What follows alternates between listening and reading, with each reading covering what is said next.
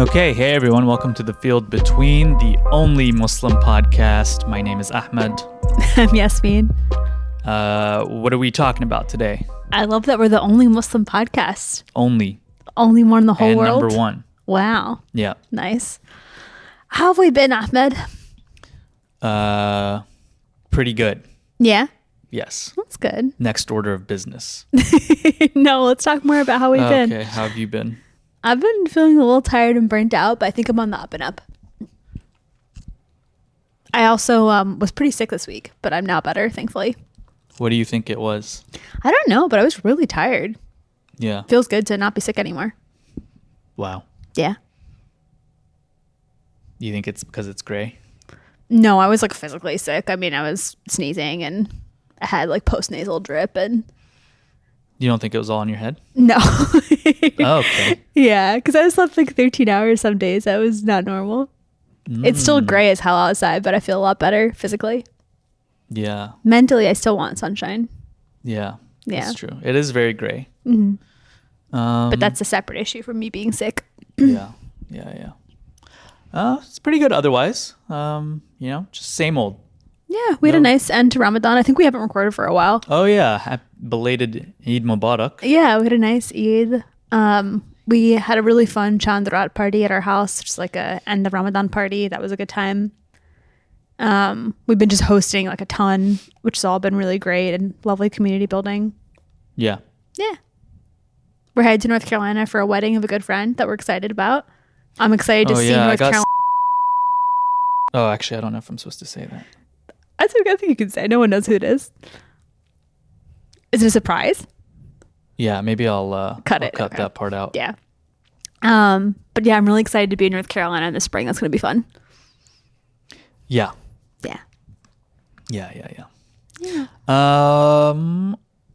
Okay. What else? With like personal life stuff? Yeah. Work has been stressful, which I guess I'll get to. We'll get to that. Yeah. With the news segment. Yeah. But yeah, that's really good. Honestly, I'm like looking forward to wrapping up my semester. It's been a good semester, but I'm excited to like kind of make a plan for the summer that feels a little more like balanced and sustainable.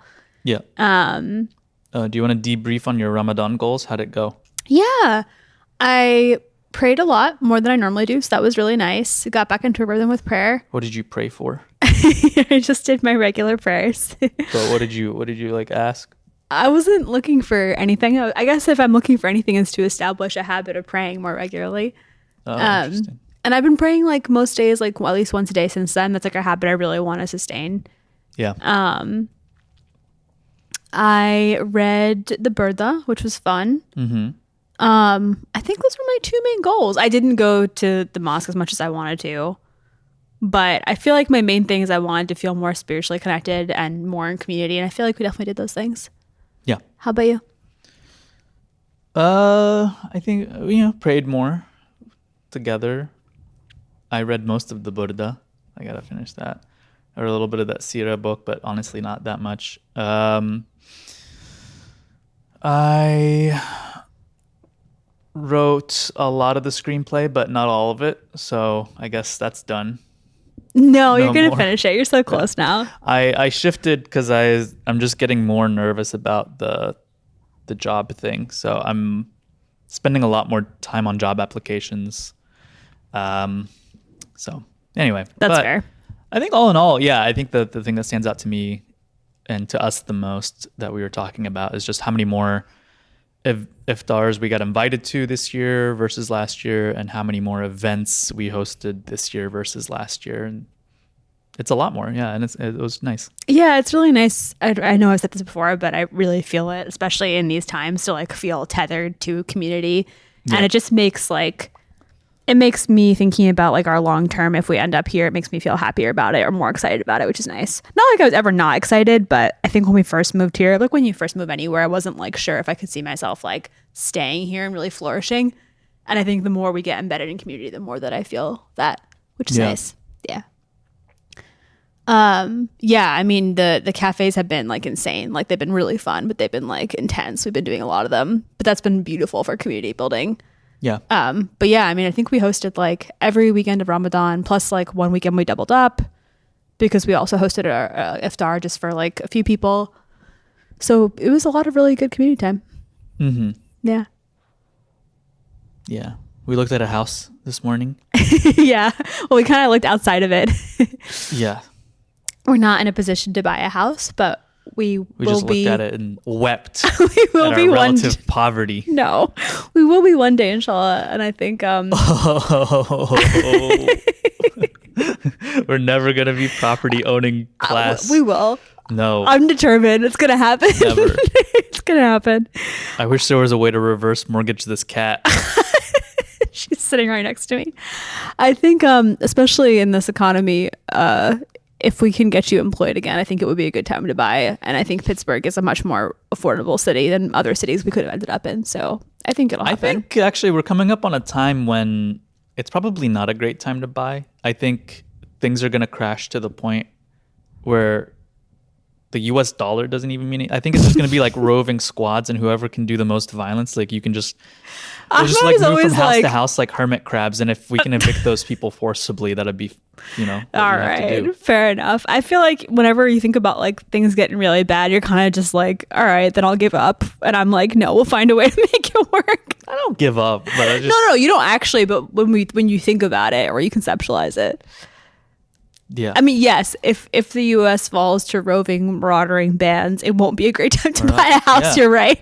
But if it is, maraud for a house, why do you know? if it's a more standard fare recession, it's probably not the worst time to buy if we can swing it. But if not, you know, whatever. Yeah. Until then, we rent and rent and rent. Yeah. Our place continues to get cozier and cozier, so that's nice. I'm really glad that we're here for 2 years and we're not moving again. Yeah. Okay. What are we talking about? Yeah, so I was going to do kind of a roundup on how things are going with universities.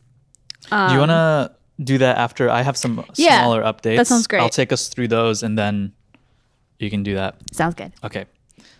First up, just kind of marking the end of Eid or the end of Ramadan. There's a cryptocurrency that launched like mid Ramadan called God. It's a meme coin, which I think we've talked about don't hold your mic like that. There's a meme coin. We talked about meme coins. It's just kind of like NFTs, but NFTs at least had the veneer that like you get this piece of digital art and then it's worth something, but then people realized that the art sucks and it was just like so thinly veiled that it didn't even matter anymore. And so we just went to meme coins, which is just like, here's the nothing you can invest in. Like there's nothing. There's truly nothing. Wait, it's a meme though, right? That's the art. No. Oh. A meme coin is literally just like investors get together, they create some sort of meme coin, and then they launch it out into the more public markets, and then they rug pull everyone. Like this is just how it happens. There's not a meme coin that is not a rug pull scam. It just doesn't make any sense. Anyway. But why is it called a meme coin? Because it's like Doge, right? Like Doge like coin. things that in of themselves are kind of jokes, but there's no like physical entity tied to them. Right. There's Okay. nothing. There's not even I was like, what's the meme? digital You know what I entity. mean? The thing in itself is like you invest in it, and then eventually when people take out their dollars, like it just crashes. It's kind of beautiful. Capitalism has like reached this point that it's like not even like it's entirely speculative on nothing. Yeah. Yeah. Yeah. So like, I mean, Trump did that, right? Before he got into office, he launched the Trump coin. I remember that. There's yeah. nothing. There's nothing under. There's like, you're not buying into his businesses. You're not doing anything. And it suddenly multiplied his wealth by 10. He went from being worth like 6 billion to 60 billion overnight. And then, yeah, he rug pulled everyone who invested in it. Anyway, so Mubarak coin launched March 14th with a pretty small market cap. And I'm just going to read about, this is like an excerpt that I got from the news story here. It was invested in by someone who founded Binance, which I think is like a cryptocurrency exchange or something like that. So once it got listed there, the price spiked massively from a meager valuation of 6,000 at the time of its launch to a market cap of over 100 million And this is during Ramadan. during Ramadan. Boy. This should be like, And I think this is then- haram activity to like gamble essentially. And then I mean, that's the thing. It's just like, I think there have been fatwas that we read on here where like they rule that these crypto assets don't constitute mal, which is like there's no underlying wealth, right? So you could imagine, and I think that's the right ruling on this, because like if you imagine for like transactions like meher or whatever, like, right? Like if you give a woman, if you're just like, I'll give you, $1 million in this cryptocurrency. In Mubarak coin. In Mubarak coin. No, you're right. Mahr specifically has to be something tangible and something halal. So it has to be like, you can't get paid in wine bottles because that's haram, and you can't get paid in like love. It has to be like a physical entity. At least wine bottles, you can take them to a recycling center for like 5 cents a pop. And if you give someone like 10 million wine bottles, that's, Yeah. that's $50,000. What's the point of having like a Muslim meme coin just to kind of capitalize on a more niche market, I guess, of people? Yeah, exactly. And so especially, I don't think it's just a mere coincidence that it was like during Ramadan and then the valuation popped on Eid and then it crashed after. That's really icky. So yeah, it's just like made a meme out of the holiest month in Islam. It's making all those Target Ramadan Mubarak paper plates look good. It's gross. In terms of commodification. Yeah, it's really gross. Like I'm sure a lot of like Muslim finance bros invested in this, and I don't know what to say other than like this is not something. I don't know. Like I just feel like Muslims should actually not be dealing with this sort of asset. Yeah, I totally agree. We already like are complicit in like interest systems that we shouldn't be Islamically. Like, I mean, realistically, a lot of us had to take out student loans, obviously, and we will buy a mortgage one day, inshallah. Like, we already are very compromised. There's no need to like extracurricularly gamble. Yeah. Because it also seems like everything, not only is it further concentrating wealth on the whales who get in with their early investments, and then those are the people, you're putting something out into the market. It's a mechanism by which you can suck up more dollars than you had before, right? So it's just concentrating wealth among the more sophisticated investors. So not only is it doing that, but because everything is speculated on pretty much in dollar terms, like these things have no value if people don't think that they can convert it back into dollars, like American dollars. And so because of that, I feel like it's just perpetuating the hegemony of the dollar and of the US, and like it's just not a good thing to put your wealth toward. Yeah. And with this one specifically that you brought up, you're also like using Islam and Islamic language to do that, which is even worse. Yeah. Like you're using this kind of veneer of like religiosity or like, Yeah. positive associations to take money from people. Yeah. So anyway, it's crashed now. I don't know what it's at now, but it's like fractions of a penny. But anyway, R.I.P. Mubarak coin. Speaking of scams that you should get your refund on, I don't know if you saw the story in The Intercept about people requesting their money back from John Fetterman. I did. Did you? Yeah. Yeah, I thought this was... I didn't know this was a thing you could do. I don't think you can. I think people are just doing it to make a point. I No, mean, I don't you think can. legally they can get it back. Yeah. No, like Really? Here, reading from the article, the Fetterman campaign has issued more than 1,700 refund requests since 2021 from more than 1,000 donors, totaling more than $780,800 according to filings with the Federal Election Commission. That includes more than 200 refunds last cycle. At least 7 political action committees also received refunds. And, obviously Fetterman's request didn't respond to requests for comment.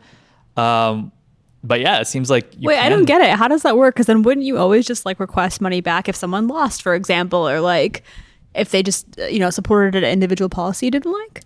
So in the story, it says refund requests can become a routine part of campaigns, either because donors decide for some reason that they want a refund or they accidentally donated over the legal limit for contributions. In Fetterman's case, Several donors have indicated that they asked for money back or plan to do so because of his hard right turn toward Israel and Republican-aligned policies. Like he also supported the Lake Riley Act, which expanded the authorities to detain and deport immigrants. The bulk of refund requests to Fetterman's campaign have been since the start of Israel's war on Gaza. That's so interesting. I didn't know that was even a possibility. I didn't either. And I don't know if, I'm sure maybe it's mentioned in the story here, but I don't know if the campaign is legally obligated to return the money. Either way, that's really funny that people are trying to get their money back. I feel like even among, I don't have a good sense of people who are like hardcore Zionists, to be honest, but it seems like a lot of people are tired of Fetterman. Like, he just isn't really doing his job. His main job now seems to be advocating for Israel, which, like, as a U.S. senator is bizarre. Yeah. Yeah, it's interesting. Sorry, I'm just scanning the story to see if there is anything like mentioned an explanation. about. Yeah. But Tata, what do you think? She has no comment. Yeah. Got an empty head. She doesn't want to dignify Fetterman with a comment. Yeah. Well, he was also supposed to be here like a week or two ago. Yeah, I think it was last week. And it seems like he gets the message, right? Because he was supposed to be here. A lot of the Palestine coalition people here were just like, of course she's going to get protested. And the reason he was going to be here is because he was doing like a joint tour with the Republican senator from Pennsylvania. Because apparently, I don't know how long this book has been in the works, but they fucking co-wrote a book about mentorship. What? Like what? Like how did they have time? This other guy just got elected into that office. It's so weird. I guess they just need the money. That's strange. How did they just use ChatGPT? This is like Schumer with his book tour. It's like everyone has got a book and no one is actually doing the work of governing. Schumer's been in office for a while. Yeah, How do you coordinate co-writing a book with a Republican senator who just got elected like less than a year ago that's weird. and already have it out, and you're going out on tour with him? The guy can barely like string together a sentence unless it's like in service of Israel, but somehow he also has the juice in him to be able to write a book with a Republican senator and then go on tour. Like, what is he doing? Yeah, weird. So I'm glad he at least gets the message that he's not welcome here. Yeah, so though I think he should be publicly accountable to like hear from his constituents, but whatever. First, they were going to move the location of the event after, I guess, they got wind that people were going to go there and protest. And they were going to announce it day of the event, keeping it secret until just a couple of hours before.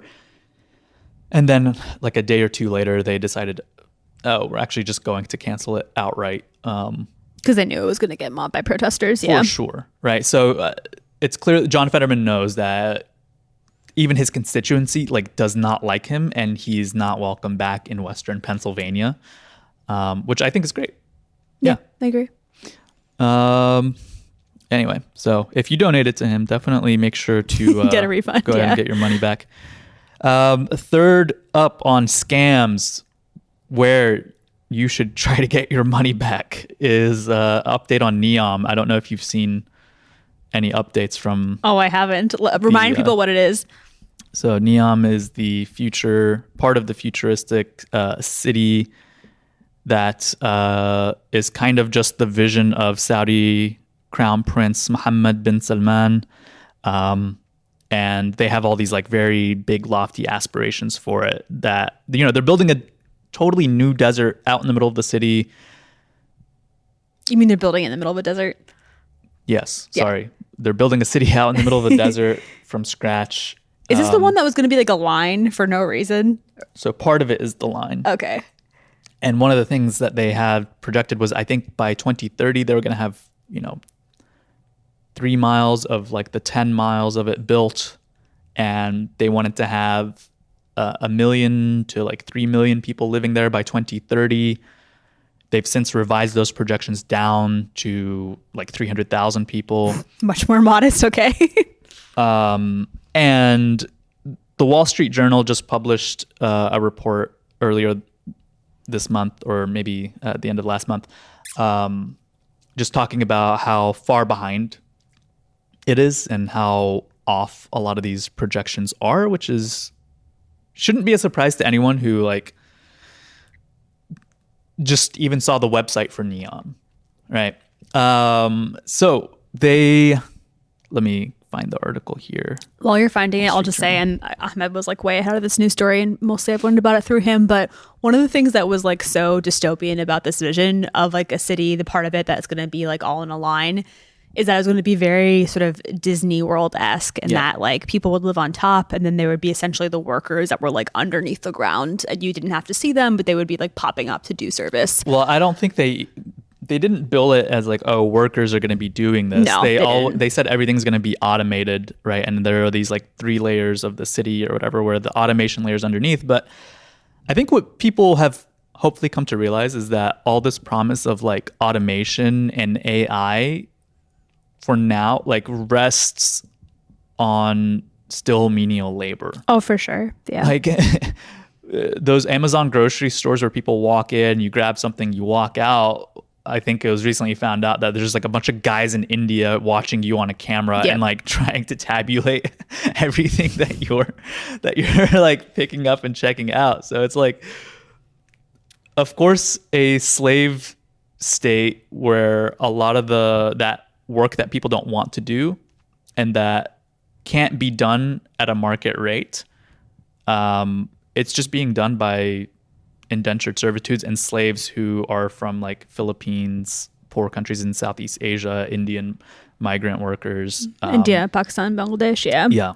Yeah, I mean, Saudi really relies on like unpaid labor and unfairly compensated labor. Like taking people's passports is really commonplace. So does the U.S. And I think sad. we're going to find that for sure. a lot of our, No, I'm not saying that in like, oh, like, we're no better. But a lot of these places, like a lot of the conveniences that we have under a capitalist world are not because we've raised the standard for everyone.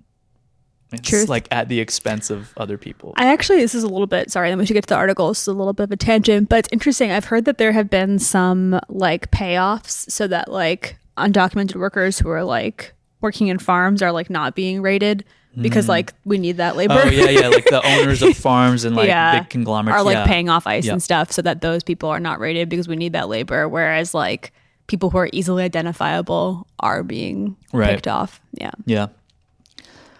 Okay, so I'm just going to read a bit from the Wall Street Journal here about NEOM. The title of the story is "What Went Wrong at a Futuristic Desert Metropolis."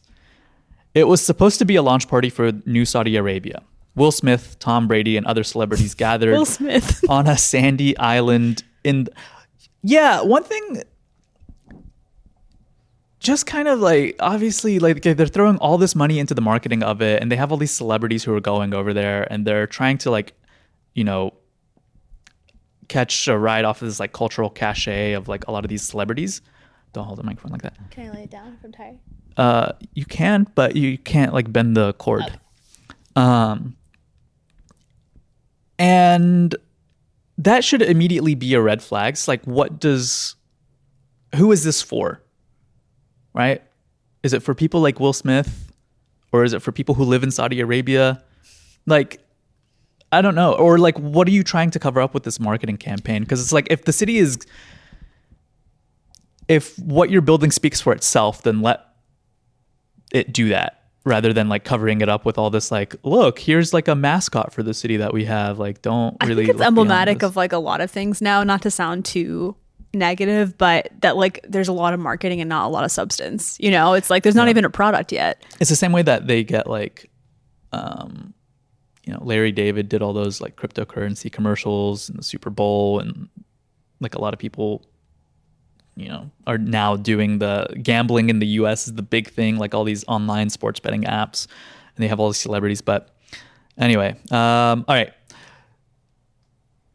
Gathered on a sandy island in the Red Sea packed with luxury hotels, super yachts floated nearby while Alicia Keys played for business executives who had flown in from London, New York.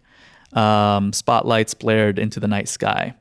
The October event was a lavish opening for the first part of NEOM, a planned metropolis defined by cutting-edge technology and psychedelic architecture, a cornerstone of the country's plan to pivot its economy away from oil. The truth of the project was less glamorous. The relatively simple, low-rise development known as Sindala was over 3 years late and on track to cost nearly $4 billion, 3 times its initial budget. Hotels were unfinished, high winds disrupted ferries and golf, and much of the site was still under construction. Saudi Crown Prince Mohammed bin Salman, NEOM's mastermind, was a surprise no-show. What? He didn't even show up to his own project? That's a bad look. That's so awkward. That's like having a birthday party and being like, I'm not going to be there. Yeah. That's so weird. That is really weird. NEOM board documents say the party cost at least $45 million. Holy crap. Many NEOM staff viewed his absence as a sign of disapproval. Weeks later, NEOM's boss of 6 years, a former Crown Prince favorite, left the project and a new crew of executives was installed to turn NEOM around. This actually kind of like also to me parallels America's war in Iraq, where it's just like they have all these objectives that they can't reach, and so they like get rid of all the like Joint Chiefs, and then they replace it with like a new group of people who are like, we're gonna win Iraq, and then they get replaced, and then they like just keep doing that for like 2 decades. To me, it feels very like Fire Festival-esque. Yeah. So it kind of goes on to say that they've spent $50 billion. One of the things that they wanted to have was a mountain ski resort. In the desert? Yeah. A floating business district, and the line, the 106-mile-long pair of Empire State Building height skyscrapers that is NEOM's centerpiece. I actually didn't realize it was supposed to be 106 miles long. They have a goal to build like 10 miles of it, which is kind of like building Manhattan in the span of 10 years. Which Think about how much uncompensated labor that's going to take too. I mean, yeah. Honestly, not even that. Like, it goes on to mention in the piece that, like, in order to do that, you have to buy a significant portion of the available steel in the world and the available window glass. So there is like a natural constraint on how much you can do. Set aside the immense labor that is required to build Manhattan in 10 years. Just the basic numbers before you get into any financial projections of whether or not you're going to have a return on this. Someone should have been like, I think this is not going to work out. The materials are just not there. Yeah, that's a good point. I didn't even think about that at that rate. However, I'm not the one consulting on this project. Do you know who is?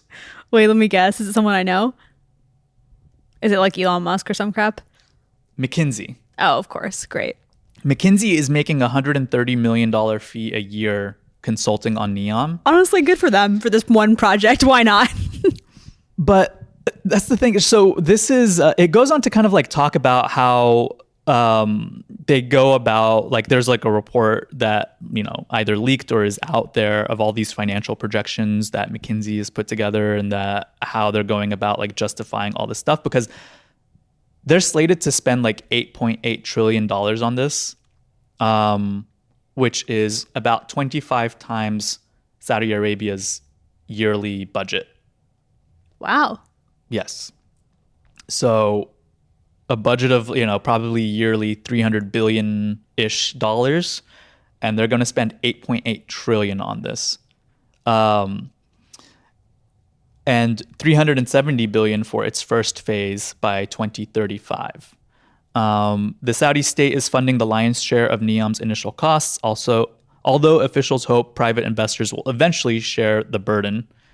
Of course, they're not going to share the burden unless it starts to look like people are going to move there and it's going to be like vibrant, but that doesn't seem to be the case so far. But it talks about how they're kind of like pushing up all these like assumptions in the spreadsheets. So if they see that the rate of return on a specific building or like a hotel district or something doesn't seem right to them, like there's like an area here in NEOM that they're building out where they want to have like glamping and luxury resorts. And in the pricing models they have built in, initially it's around $230 for a night stay, right? And then you multiply that across however many units they have, and then the occupancy rates at any given moments, and then they get like, this is how much revenue we can expect. And then they see these costs and they're like, okay, let's push it up, and they've like 3x'd the amount of just arbitrarily the cost. They inflate it without arbitrarily, right? And so they're like, oh, okay, well, we'll assume that a one night stay at this place is $704 across these many units, and then we suddenly have a positive line on our spreadsheet. Or they'll just assume that a $1 million building in a year is going to be worth $1.1 million, which how do you decide that without even having a real estate market to assess? So they're just making the assumption that it will have a 10% ROI in a year. And this is all stuff that like McKinsey's doing and Saudi Arabia is doing. And I think I do want to say I have no love for Mohammed bin Salman or Saudi Arabia. I mean, not only that, I think it's fair to say we both hate him. Yeah, and absolutely despise the state of Saudi. Hold on. Let's see if they want to fund my screenplay. No, absolutely not. I leave the door open. No, I would never take money from Saudi like that. I think the Wall Street Journal framing, it kind of seems like they want to say like, oh, this is how business is done under like a monarchical authoritarian government, and when there's corruption and all this stuff, maybe, right? Interesting. But it's kind of how business is done in general. Exactly. Yeah.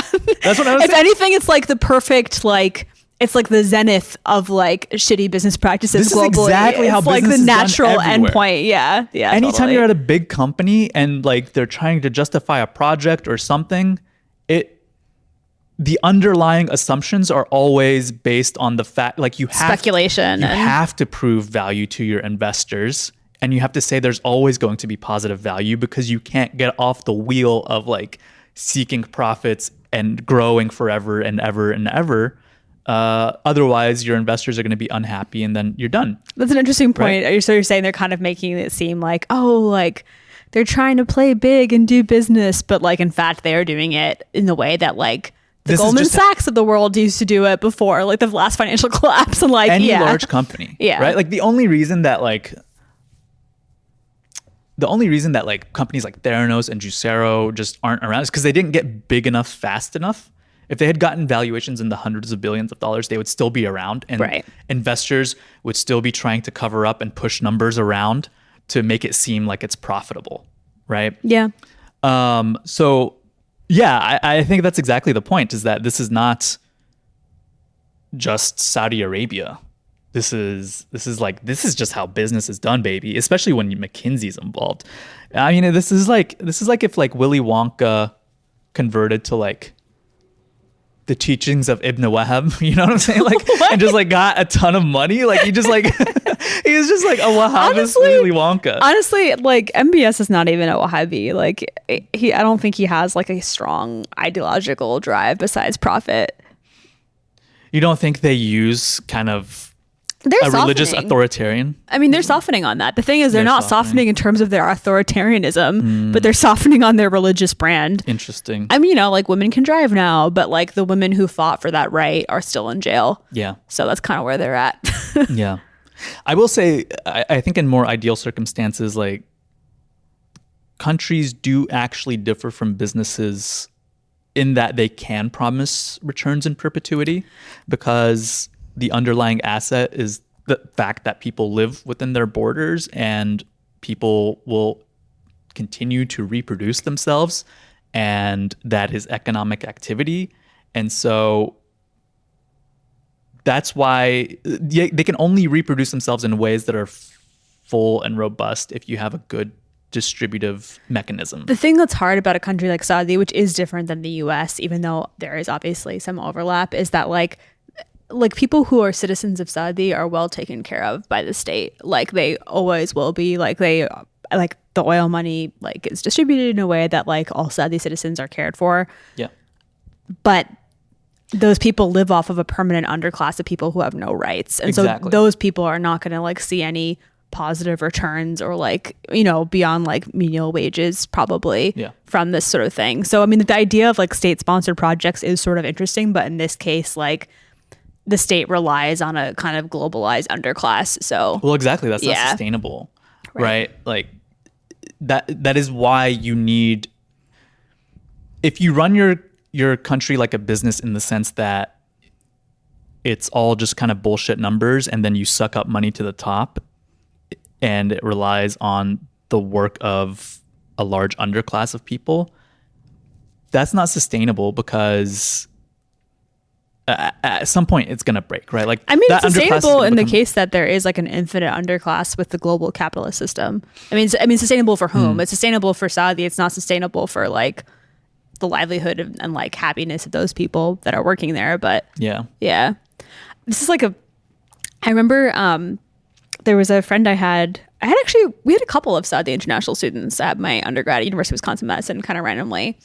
And I remember getting friendly with one of them and he was super nice. But one thing that really struck me that was really interesting was just kind of like his desire to work and feeling like he just couldn't in Saudi. Like, I mean, this has probably changed obviously since I was an undergrad, but like just essentially feeling like, oh, he's just going to be a manager. Like there wasn't like a lot of opportunity to like actually do work in a way that like I think that there is in the US, obviously. Yeah. I don't know if that makes sense, but yeah. I mean, I guess what I'm saying is that this is being run by a business in a way that is, you know, Mohammed bin Salman is analogous to a CEO, and because he's running the country like his own vanity project. Yeah. He's going to blow a shitload of money and potentially like mortgage and the country's future on this vanity project rather than using the wealth of Saudi Arabia to create a more robust redistributive mechanism through which you can create a lot more economic activity that will sustain growth in the country for the long run. But I do want to actually point out there's something in the story here that I thought was funny because a lot of it. Wait, can I say something really quick though? Yeah.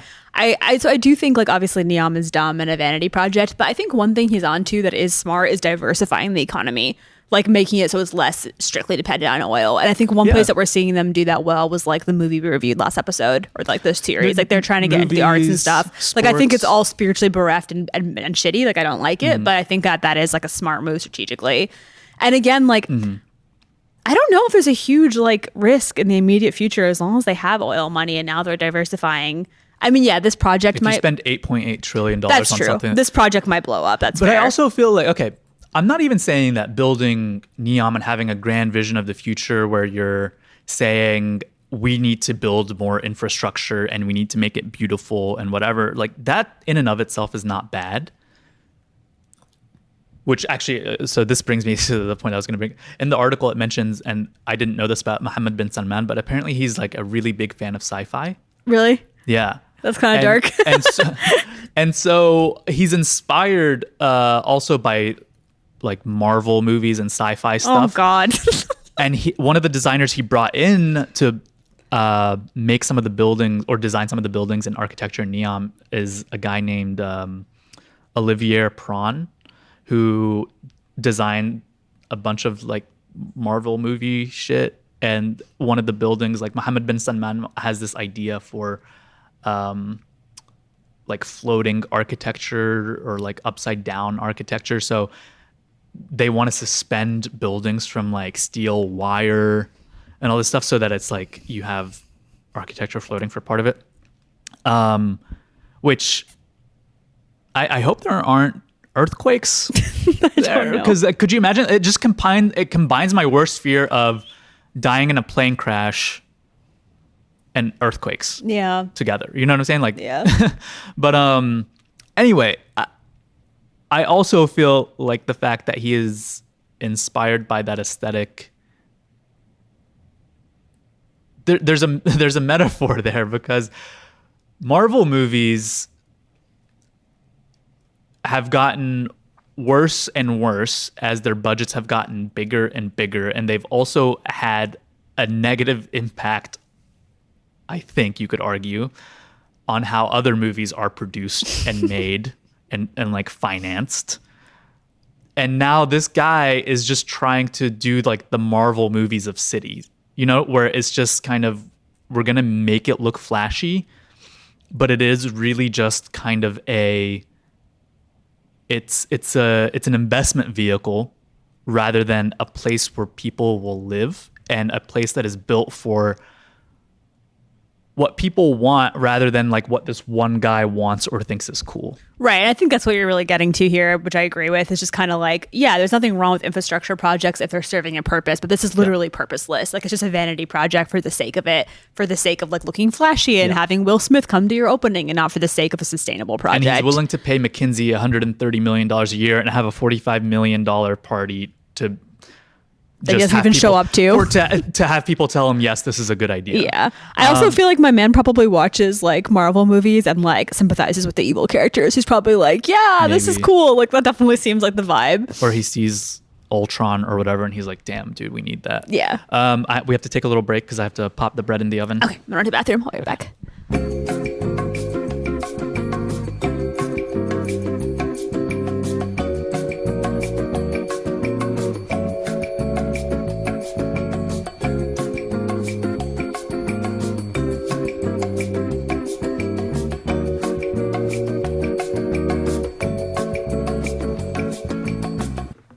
We'll see how it goes. The bread's not looking good.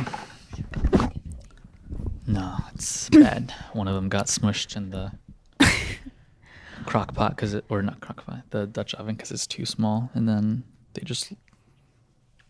don't have any structure. They just kind of fell apart as soon as I scored them. Ahmed's being very harsh on himself, but all of his bread is very good. He's a silly guy. Anyway, we're back from our bread break. I get pissed when the bread's not good.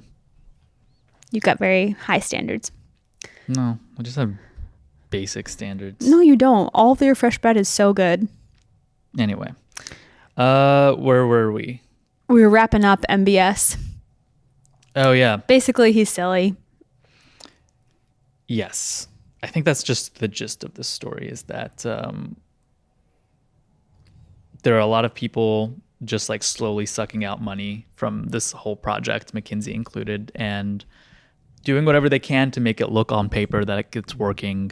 And at the end of the day, it doesn't really seem like what's happening is really being built for people. A lot like cryptocurrencies. It's just like there's nothing there. Yeah. That's it. Next item. That's it. Oh, those are all your items? Yeah. Great. I have a brief but depressing education roundup. I was going to start with locally, so funding that has already been cut from the University of Pittsburgh, my institution. This is specifically because of NIH grants that were cut.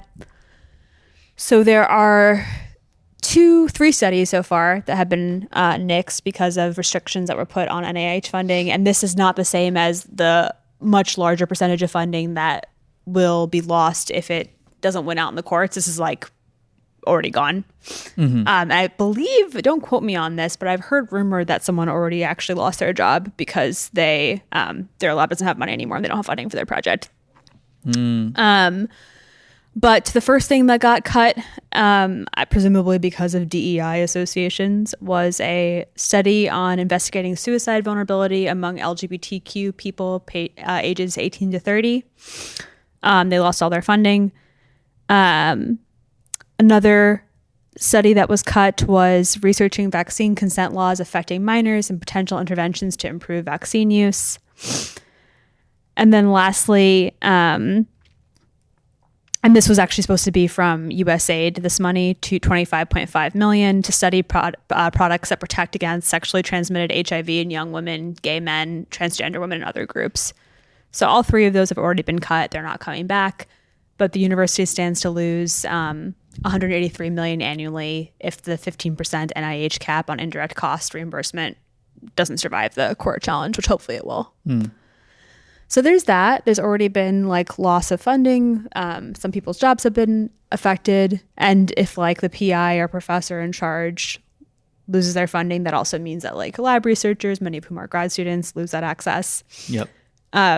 And I think all of that, one, is making our university systems less globally competitive, but also means like in terms of like the ecosystem of our individual cities that like less people are likely to move here and there'll be less kind of, movement for that. So there's that. And then I just wanted to kind of cover specifically the Palestine front, the kind of witch hunt that's been going on. So about 300 international students, the U.S. federal government has confirmed have had their visas revoked. And a number of these people now, we're hearing reports, are choosing to quote unquote like self-deport. They're choosing to leave the country so that they can avoid ICE detention, which is understandable. I feel like I've heard so many anecdotal reports across the country that I feel like 300 sounds low. I wonder if that's like the first number that we're hearing. But I don't think, my strong guess, just based on like how many reports I individually have been following and have heard, is that it's probably already more than 300. Yeah, I mean, I haven't heard. There's no way to know, and I feel like you can probably more safely guess that these things are underreported. Yeah, exactly. I haven't heard of a university that hasn't heard of at least one case at this point. Yeah. So, yeah. Even NC State, where I went, there were 2 students who chose to not come back to the U.S. They were Saudi students. And the university actually put out a statement saying that they weren't coordinating with the federal government at all, but the students got detained and then deported to Saudi Arabia. They were deported? I thought they chose to leave. I think they were detained and then chose to leave because after. They got nervous. Okay. I'm not 100% sure, but anyway, I think the outcome is that they are back in Saudi Arabia. But NC State has at least said that they'll work with them, right, to help them finish their degrees remotely, which is like the bare minimum, but more than some universities are doing. I think they were both seniors, or maybe one of them was a senior, and so like the university's saying, basically in the university statement, they're saying like we did not coordinate this with the federal government or immigration at all. Like they just took this action on their own. Yep. And these students got swept up in obviously this mass deportation effort. Yeah. I think that's really smart for universities to clarify, just so their student base can trust them. And it's hurting the credibility and brand a lot of these universities, as it should, right? Like we've heard a number of reports now of people who are like not going to Columbia next year because it's embarrassing to go to Columbia. Or at least second guessing it, right? Before you get into Columbia grad school and you're like, oh my God, I'm definitely going to Columbia. Of course. Especially if you get money to go to grad school. Which is rare from Columbia, but yeah, especially if you do. And now people are like, I'm not so sure. Yep. And professors are leaving a lot of these prestigious institutions, going to Canada and elsewhere. Yep. So Columbia professors have left. A bunch of Yale professors left. Okay, I actually didn't write this down, but I'm glad you brought that up because I do feel like he's a professor who works on fascism. And I do feel like he jumped ship hella early without any fight. Like, you study fascism and you didn't learn to fucking fight fascism. You were just like, I'm out. I'm going to Canada. Like, I thought that, I mean, I get it. You got to do what's best for your family. You study this thing and you're nervous. But, like, it's a worldwide creep towards fascism. And, like, you as a Yale professor were not immediately on the fucking chopping block. Like, hold out for a little bit. I thought that was kind of, like, ridiculous. I didn't read any of the stories that say what his reasoning was, but it's not even so much the chopping block or like I'm afraid for my own hide, but the writing on the wall in the US is kind of there for they're attacking tenure at a lot of these prestigious universities where the assumption they're doing it under the guise of stopping anti-Semitism, right? And all this like crazy anti-American ideology. Yeah. But what they are doing is actually quite anti-Semitic because historically they've seen these universities as bastions of like progressive thought promulgated by a bunch of Jews, and they've always hated these institutions. despite the fact that a lot of them actually went to them. Wait, I want to pause for a second because I feel like it's actually a very good point. I was just kind of doing a review of like history of Judaism in the U.S. and I didn't really realize how like often the McCarthy witch hunts kind of veered into anti-Semitic territory. It was a lot of targeting of like Jewish leftists. For some reason, they were like Jewish and communism. Well, it's because I mean, kind of ironically, a lot of Jews in like the like late 1800s had to like flee Russia. And I mean, before it was the Soviet Union, and so there's right. So there's this kind of association with like, oh, Jews being Russian, but like a lot of those people were pushed out of Russia because of pogroms, like not, you know. But yeah, there was definitely like an anti-Semitic tinge to a lot of that witch hunt. Yeah, and there's an anti-Semitic tinge to this right-wing authoritarian hatred for liberal Jewish institutions like Columbia and Yale. Columbia's not a Jewish institution. No, I'm not saying it is, but in their minds, in their conception, all of this like progressive whatever ideology is also closely tied to like a New York Jewish elite and all this stuff. I guess so. I feel like it's kind of like they're doing a really creepy like good Jew versus bad Jew thing. Like the only good Jews are Zionists, and like if anyone is anti-Zionist, including Jews, then they're bad, and they're Well, I mean, they don't have a problem with like Shai Davidai or whatever. Like, but he's not someone that they would go to the mat for. They just like that he's helping them find a justification for their authoritarianism. It's convenient. Yeah, that's true. Right? Like if Shai Davidai like started, you know, promoting the Democratic Party, they'd be like, fuck this guy, or, you know, whatever. They like find any excuse to discard him as quickly as possible after they've used him to fully make Columbia an authoritarian place. Anyway, I forgot what I was going to say. You were saying that there's an anti-Semitic tinge to the current crackdown, that this Yale professor was within his right to flee. Yes. So they're clearly just attacking the universities. They're attacking the concept of tenure. I feel like these professors are reading the writing on the wall in that because they're attacking tenure and academic freedom, the whole promise of that tenure system is that there's an understanding that our educational system is better when the professors have academic freedom and don't have to worry for their jobs, and that these are places where you can actually think critically and like interesting things are produced from that. And now that just doesn't seem to be the case in the US. And I feel like professors are just like, I can't do my job here anymore. You know, like I've still got judgment, man. This guy is already tenured. He's very famous. And I understand, like, I mean, it's tricky because like maybe one day we'll be in this position. So I'm not trying to say that you shouldn't do what's best for your individual family. And his specific cited reason was, I want my kids to grow up in a better environment. Mm-hmm. And I mean, University of Toronto was like happy to like buy him out because he's famous as hell. Like he's really well known. But I just think it's ironic that he studies fascism. He didn't speak out at all during the encampments. He did nothing to defend his students who were getting smeared, who are pro-Palestine. And I feel like for a lot of these folks who are like, it is the least secure people who are putting themselves on the line. It's people who are pre-tenure, and it's mostly honestly people who are not even tenure track. It's people who like are not well protected within their institutions, who are actually going to bat for students, who are actually standing up for Palestine, who are actually standing up more broadly for free speech. And it's not these like tenured professors who are just saving their own butts. Like, I don't know. But it doesn't even seem like tenured professors are safe in this instance. I will say, I'm sure they maybe have more guarantees or whatever, but tenure professors have been fired already. But if this guy stuck out a little bit longer, he still could have run away to Canada after. Like, he's famous. You know what I mean? I just feel like it's ironic that people who study fascism and people who study like political science are doing so little in this moment in so many instances. I mean, not across the board. We have like awesome people at Pitt, and I know other institutions, there are people who are doing really incredible work, but like, I don't know. I personally am like a stand and fight person. Like, stand and fight, give it your best shot before you like leave.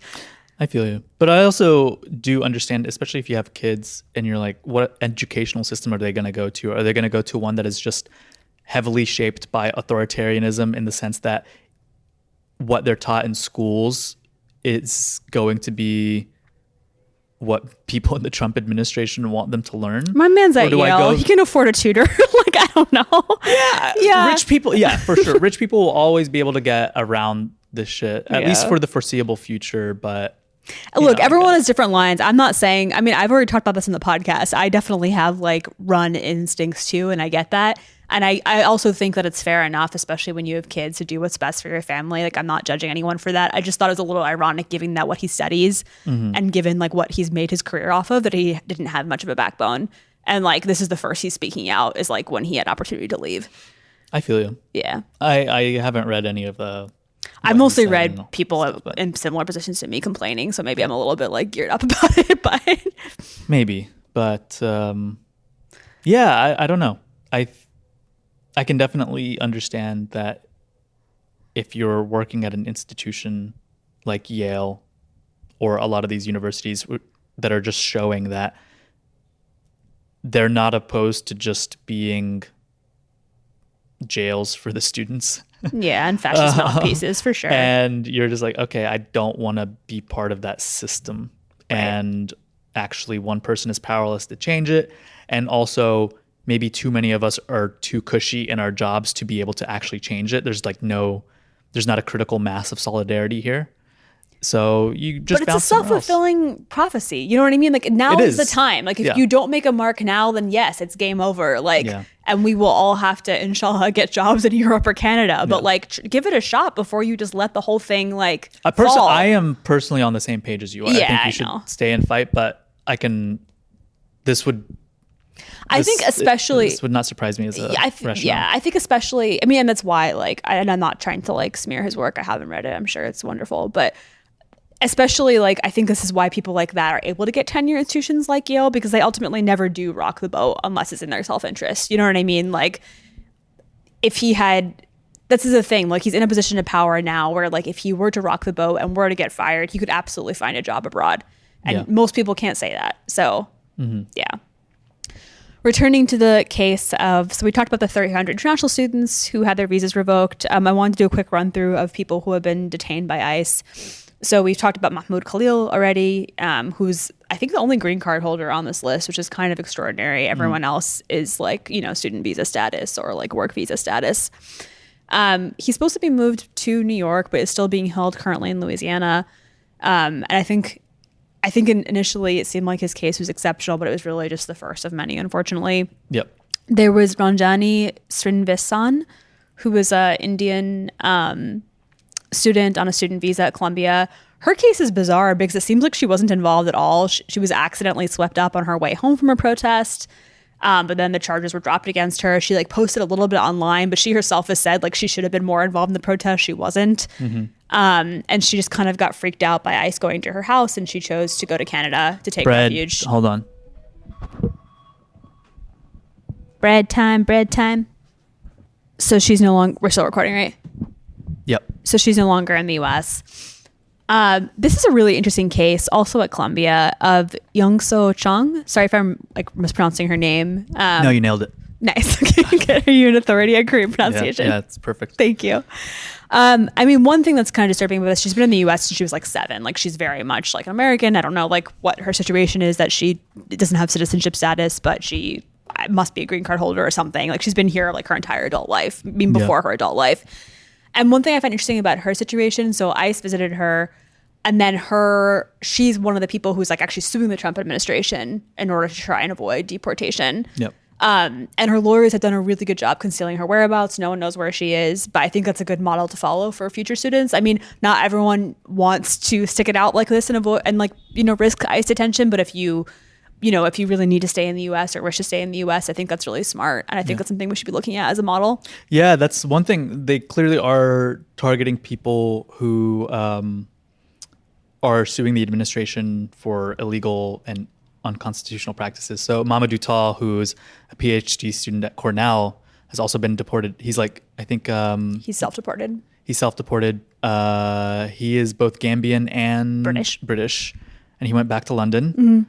But I think they targeted him and sped up the pressure on him to self-deport because he was suing the Trump administration. So right? I don't know about his case, but at least in this woman's case, she actually, like, ICE started targeting her first and then she threatened to sue. It wasn't the other way around. Oh, okay. Yeah, so it's like a way to avoid that. Right. I think.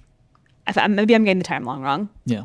I think what's clear is that they are doing whatever they can to scare people out of constitutional challenges to what they're doing. Completely. And I think also just like logistically, they don't have the infrastructure to deport everyone they would like to. So I think they're trying to get as many people as possible to leave of their own volition. Right.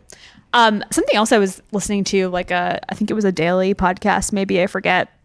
I'm sorry, I know the New York Times is compromised, but that was a good point. Something that's really creepy about this is like people who have student visas and people who are green card holders are so well registered with the government that it makes it easy to pick them off in a way that actually it's harder to pick off like undocumented immigrants who are not, like, which is weird. Like there was this whole pact that was always understood that these people would not be directly targeted, but all of their like up-to-date address information, like they are well registered in a way that makes it really easy to like find because them. of the Obama Dream Act stuff, right? Like that was kind of the thing, is like they wanted Dreamers are kind of a separate category. No, like wasn't that the whole thing? Like his immigration thing was like, oh, you can be here, you just have to like register to be here, and like that kind of built the infrastructure that is being used. I mean, they haven't started picking off Dreamers yet, though. Yeah. That would be terrifying. I mean, they might, but I don't think that's happened yet. Really? Yeah. I mean, that's like a huge category of people who have also all been here since they were like kids. But yeah, I mean, these people who are on like temporary visas or whatever, like, right, they're also, you're right, like similarly well registered and like easily identifiable. But it's just ironic because like they were doing that all through like highly legal means that were like very documented and processed.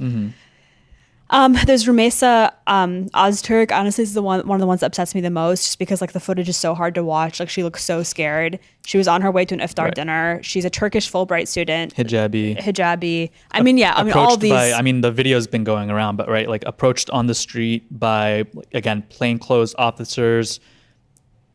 If you're just like a hijabi woman and you're walking, and a bunch of men come up to you and then try to handcuff you and put you in like a vehicle. Like, what are you supposed to think? Like, how do you not fight back against that or whatever, fearing that maybe you're just being abducted? Well, right? and that's like, the thing a lot of people pointed out, is that this probably will lead to increased like random vigilante abductions, because there's no way to know. That people don't show warrants. The ICE is not identifying themselves as ICE, at least on the video footage that we can see. So it could just be a random group of 5 masked white men that just picked her up off the street. I mean, it wasn't in this case. We verified that it's ICE, but that could happen in the future easily. For sure. I think that's exactly the kind of climate that they're trying to create, because I'm not saying this would be good, but there is a way that you can do this, where you go to a judge and you get a warrant, and you have a sheriff or an officer go find the person and serve it to them and say you have to appear at this time or whatever, and this is like what you're being charged with or whatever. Like, this is the matter that we're bringing you in for, and you have to like turn yourself in. That way you see official documentation and you're not just being abducted off the street. Right. This is like Nazi tactics. It is. Like I'm not totally exaggerating. Like, I don't think I'm being flippant or anything here, but this is like straight up like Gestapo style Nazi authoritarian. Yeah, it really is. And as we pointed out before, but I think it bears worth repeating again, like this is an evil in and of itself. So I'm not trying to say like the real concern is us.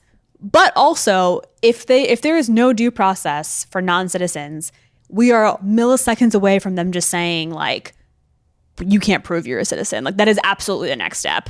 Like they are warming up for that.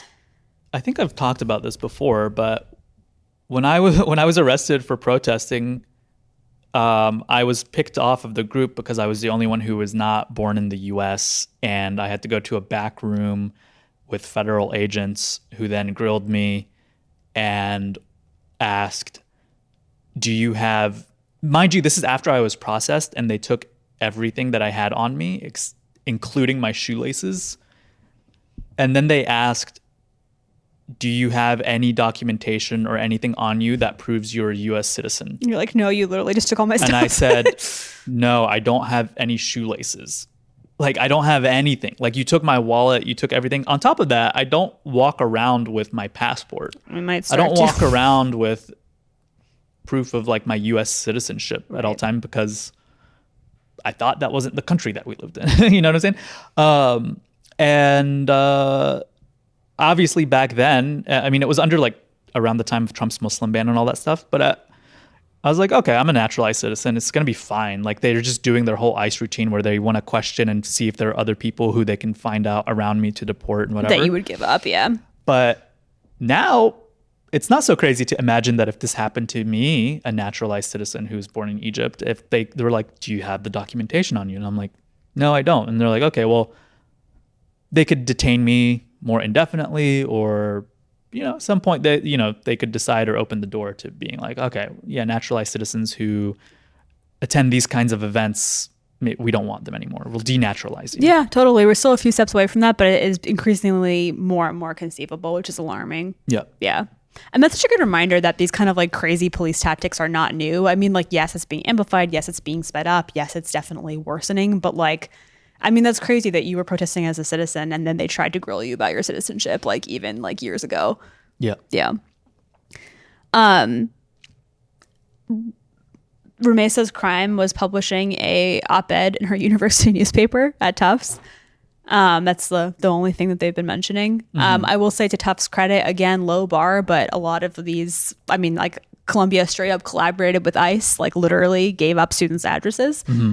Tufts is filing a lawsuit on behalf of Rumesa, and has also issued a statement saying like, she was within accordance with our policies, like free speech is protected for our students. She did nothing wrong. Like the newspaper published articles from both sides. Like it's a student newspaper. They have the right to do that. So I was really glad to see that. There's some speculation, which I think is on point, that Boston is being targeted because there were really like large anti-ICE protests and a lot of kind of like bravado about it. And now like they're being hit back for that. Boston also, just like the Boston area, has a ton of universities, and that's kind of like the lifeblood of the area. Yeah. Mamadou Tall, who you mentioned, who was at Cornell, was harassed by ICE and threatened, even in spite of countersuing the administration or suing the administration, was decided to make the decision to go back to England, which is understandable. Even before all this, he was threatened by deportation by Cornell. Yeah. Like they didn't even wait for the Trump administration to come in because of his Palestine activism on campus. They tried to expel him, which would mean that he would lose his student visa and his housing and all that. So Cornell's been trying to get him deported for a long time. Yeah. I actually wanted to read his statement because I thought it was really lovely. This is what he said, like after choosing to leave. "It is surreal that we live in a world where you get into trouble for saying killing babies is wrong. Everything I've tried to do has been in service of affirming the humanity of the Palestinian people, a struggle that will leave a lasting mark on me. Today, I took the decision to leave the United States, free and with my head held high. I decided to sue the Trump administration with the hope that would offer reprieve for myself and other similarly situated persons, but Trump did not want me to have my day in court and sent ICE agents to my home and revoked my visa. Given what we have seen across the United States, I have lost faith that a favorable ruling from the courts would guarantee my personal safety and ability to express my beliefs. I have lost faith I could walk the streets without being abducted. This is, of course, not the outcome I had wanted going into this, but we are facing a government that has no respect for the judiciary or for the rule of the law. For every person that has remained silent, just know that you are not safe either. Is the imprisonment of those who speak out against the genocide a reflection of your values? Is this the kind of nation that you want to live in? The repression of Palestinian solidarity is now being used to wage a wholesale attack on any form of expression that challenges oppressive and exploitative relations in the U.S. It is surreal that we live in a world where you get into trouble for saying killing babies is wrong, where those advocating for and celebrating endless massacres against Palestinians are able to time and time again present themselves as victims while presenting those fighting against genocide as the oppressors. For months on end, we've had to listen to ad nauseum concerns regarding the safety of Zionist students when they are the same students who dox, monitor, and collaborate with law enforcement to target students of color. If you have been led to think that your safety is only guaranteed by state kidnap, repression, deportation, the slaughter of children, and the suppression of the global majority, then let Gaza's shards of glass be your mirror. I think that's a great statement. Because what else can be said for what's happening, right? Like Israel, time and time. I'm like at a loss for words because at this point, if someone still has to explain to you or try to get through to you that what's happening is wrong, then you're a Nazi. And history is just going to remember you as such. And it is a generational L. Your children are going to have to grow up and be like, if they deviate from your own viewpoints, they're going to have to say and live with the shame, oh, my parents were Nazis. And your grandchildren are going to mention you and they're going to eye roll and they're going to be like, oh yeah, we don't talk about my grandparents because they were Nazis. They were awful people. It's going to be a generational black mark on your entire lineage. And it should be. There's just no other way to talk about what's happening now other than these people are destined for eternal damnation. Yeah. Yeah, I really appreciated that even in this moment that obviously like his plans for his own future have been upended. Like he's not going to be able to complete his PhD. He had to leave the country, you know, where he had been living for a number of years. I appreciate that he like still shined light on like the ultimate struggle. And I feel like that's been really consistent in like Mahmoud Khalil's statements and like in a lot of these folks' statements, which is really admirable.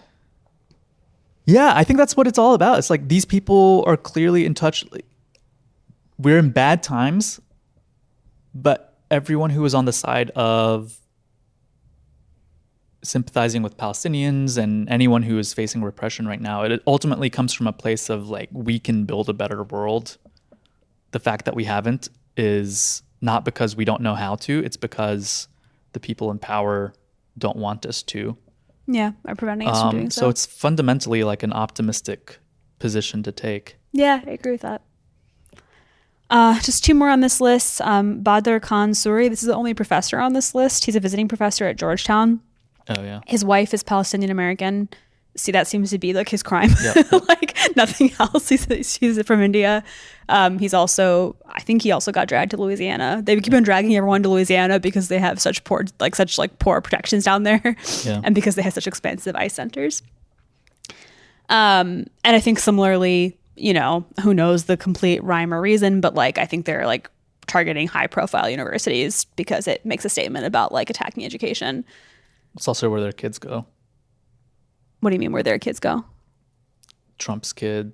True. NYU. True. Like all these. Columbia, yeah. Pete Hegseth went to fucking Princeton. Did you know that? That's how you know that like admissions aren't real. This is how like George W. Bush had a C like thing and like went to Yale.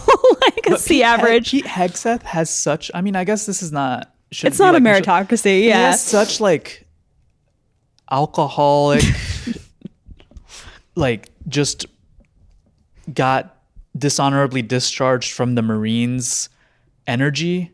Yeah. I don't know if he was in the Marines or anything, but I'm just saying that's just the vibe he gives. Mm-hmm. He's got a fucking kafir tattoo on him. Oh, like, yeah, I saw that recently. I didn't know that until very recently. Which is a very like... it's kind of funny.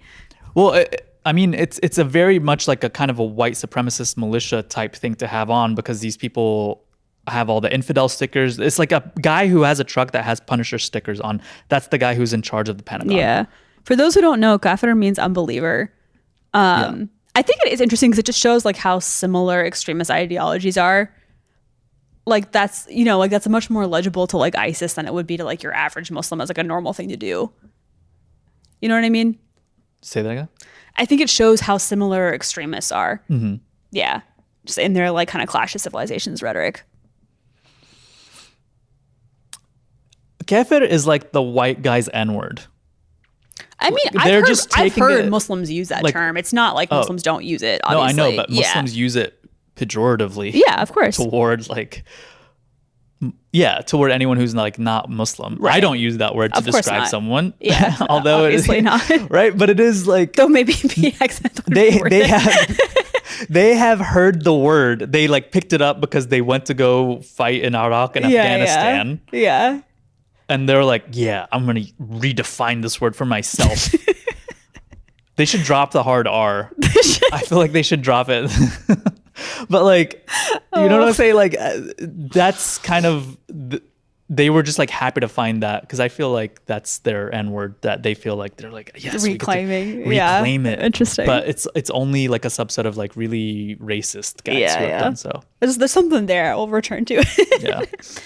Last guy on this list. This is the one that people are most puzzled by. They're like, why? Like a lot of these things, like it's fucked up, but you can be like, okay, you know, prominent university. You're like, okay, like it's making a statement. Mm-hmm. This poor guy, Eric Adams. He's been to Turkey too many times. Is that who it is? No, Ali Reza Daroudi, Iranian dude at University of Alabama. No record of ever attending a protest. No pro-Palestine statements on record. Teach?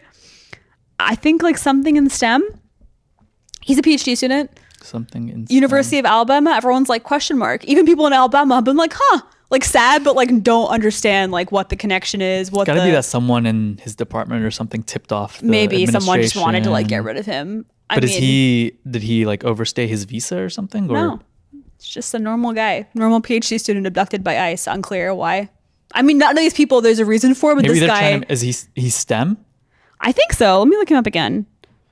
But yeah, he's Iranian. Are they trying to make it seem like he's an Iranian spy or something working in some top secret shit? Maybe. They're starting to try and do that to people from China, but Iranian-born doctoral student. Let's see. Okay, so he's clearly got a student visa. He's got a student visa. Trying to figure out what he studies. Oh, poor guy. There's videos of his detention too. Mechanical engineering. Okay. Yeah, but like no one can find anything on him. You know, some would say that in and of itself is suspicious. This is like the absence of evidence is not the lawyer evidence of saying we do not absence. believe he is suspected to have committed any crimes nor participated in any political activities whatsoever. Yeah. He's pending for a pathway to a green card. Yeah, just some guy. Poor guy. No, that's exactly. I don't want to make light of it, but that is kind of just the gross incompetence of the administration, right? Like they are clearly not following any set of rules that exist. They're making up their own on the fly, and Someone just I picked think his name out that of a hat. only underscores the point that no one's safe in this Totally. moment. Right. All the more reason to resist while you can. Seriously. Yeah. Yeah. And then I feel like I've been talking for a while, so I just want to do a quick roundup of Harvard specifically. So the two heads of the Middle East Center were forced to step down. Basically, I think we're not going to have like Middle East education anymore in this country unless it's like got federal oversight. Specifically, like my alma mater of Harvard Divinity School, there was a wonderful, wonderful professor there named Diane Moore, who I took a really wonderful class with that was specifically about, it was called like building coalitions for a just and peaceful future. She's an awesome lady. She's really invested in like building bridges. She's done a lot of really cool like on the ground work with like getting different parties to speak to each other. She signed a letter after October 7th that was very mild, but I think was important. And the letter basically just said, she helped draft it, the danger of a single narrative. She didn't even go into a pro-Palestine stance. It was just like, hey, we need to be careful not to just immediately like replicate Israeli narratives of what is a long-standing conflict with more than one side. And she was pushed out of HGS for that. She had to leave early. And then the institute that she used to run, which did incredible work, called the Religion, Conflict, and Peace Initiative, was just forcibly defunded and is now defunct. So not looking great. And then Trump has now demanded, after Harvard has already... Wait, bread. How's the bread looking, Ahmed? They look pretty good. Good. Not perfect, but That's still good. I was going to say, so after Harvard has already made all his capitulations already to the administration, including, you know, getting rid of the heads of the Middle East Center and whatnot, they're now being asked, I mean, like the administration is smart. They're just like continually asking for more and more. And now they're being asked to eradicate all DEI. And it's unclear like what that means or what it looks like. But that's now the new like kind of barometer for how they'll be able to allegedly preserve their federal funding. I think he was giving. I saw a headline that was like, universities have like 2 weeks or something like that to report back to the Trump administration that they have successfully eradicated all DEI, which is just like you can just send like a thumbs up. You're like, yes, DEI vanquished. Yes. So yeah, I mean, it's really sad. I mean, again, like I have such mixed feelings about Harvard. It already was a pretty corrupt institution, but like, boy, is it ever just like entirely crumbling any shred of intellectual integrity. I mean, and yeah, I don't want to like rehash how that was probably already kind of the case, but it still is crumbling at rapid speed. Mm-hmm. Yeah. And I am like selfishly kind of sad. I feel like Harvard Divinity School was kind of a gem. I've been talking to a couple of classmates actually, like who we went there at the same time. And maybe we're being paranoid, but it even feels like there are no Muslims on the websites anymore. Like in terms of pictures, it just like doesn't seem to portend anything good. And I was really grateful for my education there and my time there. And it's sad that future generations won't have that. Not as sad as other stuff, obviously, but a little sad nonetheless. Mm-hmm.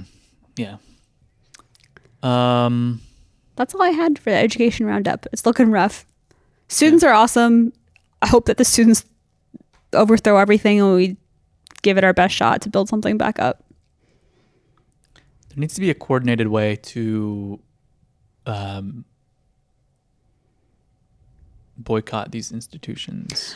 Oh, actually, something I forgot to mention that is like a sliver of positive news. Rutgers is pioneering something. I haven't read enough about it, and I think they're still thinking about it. But their like individual university senate or whatever just passed a resolution to try and create some kind of like mutual, like cross universities, like mutual defense fund, so that if like one university gets attacked by the federal administration, other universities like have to like buy into like helping defend them somehow. So I don't know what that would look like, but I thought that was sort of interesting. And I like that. I think it's smart for universities to like talk to each other on that level in this moment, especially. I feel like people should start mapping out who their boards of governors are, their boards of trustees, Yep. the people who ultimately are making the decisions that the chancellor executes. Because right now it all is very much a black box, and Intentionally, I think. very intentionally, right? Because all they care about is protecting the endowments, protecting the university's investments. And the only way you can bring more democratic control over the universities is to understand where the levers of power are there. Because it's not like the government, it's not like the Trump administration is going to be able to come in itself and govern the university. It's been a long project at a lot of these places, especially at public universities, of installing very conservative boards that are then taking the direction from the Trump administration, right? Especially like in Carolina and purple states. Yeah. So you'll find that a lot of these universities, the state universities especially, they've just laid the groundwork, right? Like no one's going to fight the Trump administration because they all agree with the Trump administration. I mean, yeah, that's certainly the case at like UNC's system, and other systems are definitely close to that. I think also like you sent me a really good piece actually that maybe we'll read next time about like endowments and to like what extent you actually can dip into them. And I think I'm coming to understand that the truth is like somewhere in between. It's not the case that like universities can't access them at all. Some of the money is tied up, but like as much as possible, it should be accessed in this moment, because there is a lot of, I mean, like Harvard, for example, can absolutely afford to float without federal funding. Like it's insane that they're capitulating. That is not the case for a lot of universities. I will say that, but Harvard's like endowment is larger than the GDP of most countries. Like, you know what I mean? They could absolutely float. Yale dipped into their endowment, like did their best to do that in order to like keep some of their programs floating. So I think there has to be ways to like access that money also in order to be less reliant on federal funding in this moment.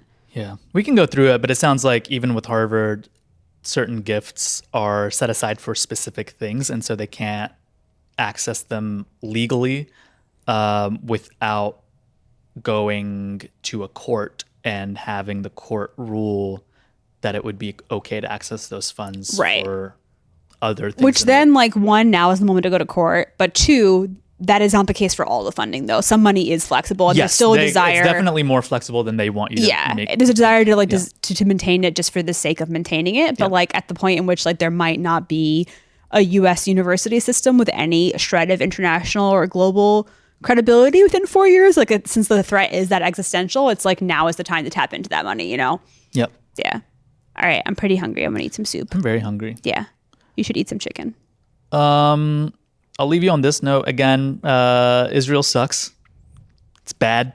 I don't know like any other way to put it at this point, but I'm sure a lot of people who listen to this podcast have also been seeing the headlines over the last couple weeks or since we last gave an update. But I mean, they're just fully executing everyone they can now, killing every journalist, every aid worker, every person, man, woman, child. And then they have all their state appointed ghouls who go out into the media and say, actually, there is a justification for killing babies that are, 2 weeks old. Yeah, there was all this like awful coverage of like, we killed the some Hamas leader's grandchild. The kid was like 2 years old. It was so disgusting. Yeah. So there's nothing to be said other than if you support it, or even if you are tepidly still looking for a justification for Israel, you're a monster, and I hope you burn in hell. Damn, okay, strong That's language. It. Bye. I would say educate yourself. No, I say burn in hell. There's no education that can save you now. All right. All right, bye.